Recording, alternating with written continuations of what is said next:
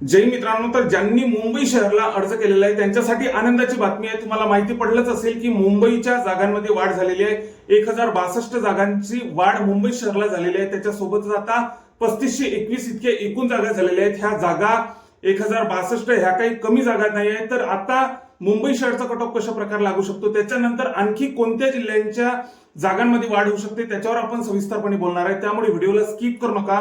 चॅनलला जर आतापर्यंत नवीन असाल तर चॅनलला नक्कीच सबस्क्राईब करून ठेवा, जेणेकरून समोरच्या ज्या काही आता 25च्या भरतीच्या रिलेटेड ज्या काही अपडेट येत राहतील, कोणत्या जिल्ह्याच्या जागांमध्ये वाढ होईल त्याच्याबद्दलच्या ज्या काही अपडेट असतील तर त्या मी तुमच्यापर्यंत अचूकपणे टाकत असतो। त्यामुळे चॅनलला नक्कीच सबस्क्राईब करून ठेवा। तर आता मेरिटचा विषय राहिला आता, कारण की 1062 ह्या काही कमी जागा नाही आहेत। तर आता मेरिट कशा प्रकारे लागू शकते, तर आपण जर सरळ सोपा जर आपण विचार केला तर आता 1062 जागा वाढलेल्या आहेत। तर आता आधी जागा किती होत्या?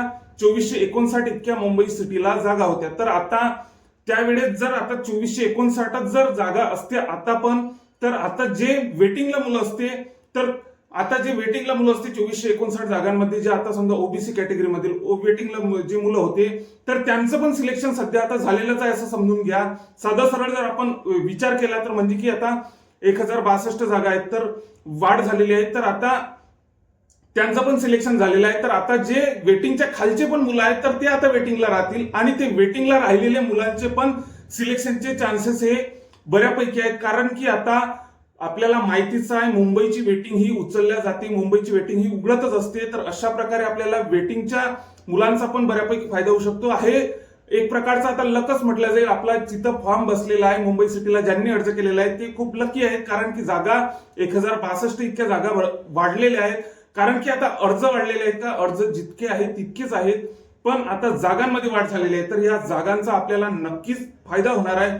त्याच्यासोबतच आता इतर कोणकोणत्या जिल्ह्यांच्या आता जागांमध्ये वाढ होऊ शकते, तर आता पुणे सिटीच्या नक्कीच जागांमध्ये, पुणे सिटी असो की एसआरपीएफ असो, आता जिल्ह्यामध्ये जर झालं तर पुणे सिटीला जागांमध्ये वाढ होऊ शकते। कारण की मागच्या भरतीमध्ये डायरेक्ट 0 जागा होत्या, एकही जागा निघाली नव्हती। यावेळेस पण 1733 बऱ्यापैकी जागा आहेत, पण तरी पण या भरतीमध्ये पुणे सिटीला जागांमध्ये वाढ होऊ शकते। त्याच्यासोबतच आता एसआरपीएफच्या बरे काही गट आहेत।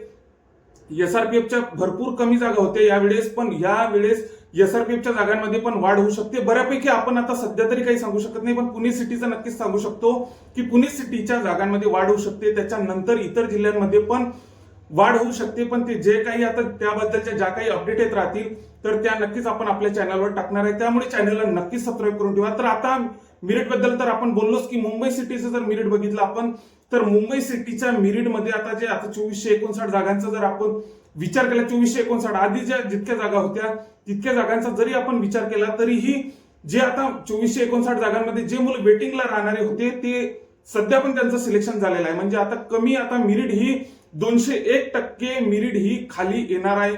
कट ऑफ हा प्रत्येक कॅटेगरीचा कट ऑफ हा खाली येणार आहे। तर त्यामुळे घाबरून न जाता तुमचं 1 लाख फॅक्टरच आहे की तुम्ही मुंबई सिटीला अर्ज भरलेला आहे। तर आता नक्कीच या अर्ज तर काही वाढलेले नाही, अर्ज जितके आहे तितकेच आहे, पण जागांमध्ये 1062 जागा ह्या खूप जास्त जागा आहेत, भरपूर जागांची वाढ झालेली आहे। तर या जागांचा आपल्याला नक्कीच फायदा होणार आहे। त्यामुळे या सुवर्ण संधीचा फायदा करून घ्या।